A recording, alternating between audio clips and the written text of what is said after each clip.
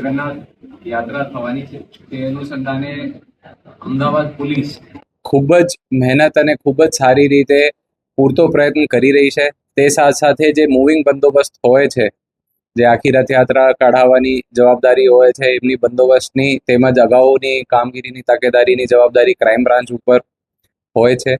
તે અનુસંધાને ક્રાઇમ બ્રાન્ચે છેલ્લા 2-3 દિવસમાં ખૂબ જ સારી રીતે મહેનત કરી ઘણા બધા હથિયારોના કેસો શોધ્યા છે.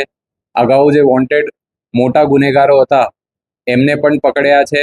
ભાડુઆતની ચેકિંગ થઈ છે અને અમે તમામ પ્રકારની ટેકનિકલ અને હ્યુમન આપણા જે રિસોર્સિસ છે એમનો આપણે વધારીને મહેનત કરીએ છીએ. તે સાથે સાથે આપ સૌનો જણાવવા મને ખૂબ જ સારું લાગે છે કે આપણે જે કોઈ પણ પ્રકારની ભગદડ ના થાય કે સ્ટેમ્પીડ ના થાય તે માટે આપણે એક સ્પેશિયલ આર્ટિફિશિયલ ઇન્ટેલિજન્સ યુઝ કરીને એન્ટી સ્ટેમ્પીડ, એન્ટી ક્રાઉડ્સ એમાં જે ઘણા યુવા લોકોનો જે સ્ટાર્ટઅપ્સ છે અને એ લોકો આ દિશામાં કામ કરી રહ્યા છે તેમનો સાથે જોડાઈને અમે એ લોકો કર્યું છે.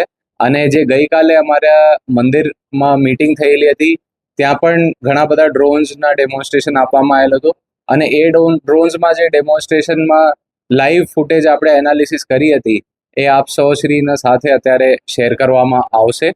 અને આપણી કોઈ પણ મીડિયાના ભાઈઓ અને બહેનો મારફત અમારી એ જ રજૂઆત છે કે કોઈ પણ લોકો છે એ બહુ સારી રીતે શાંતિપૂર્વક એ ભગવાન શ્રી જગન્નાથની યાત્રામાં જોડાય અને કોઈ પણ આપશ્રીના ધ્યાન ઉપર મુદ્દા આવતો હોય તો ક્રાઇમ બ્રાન્ચમાં જાણ કરવાની વિનંતી છે.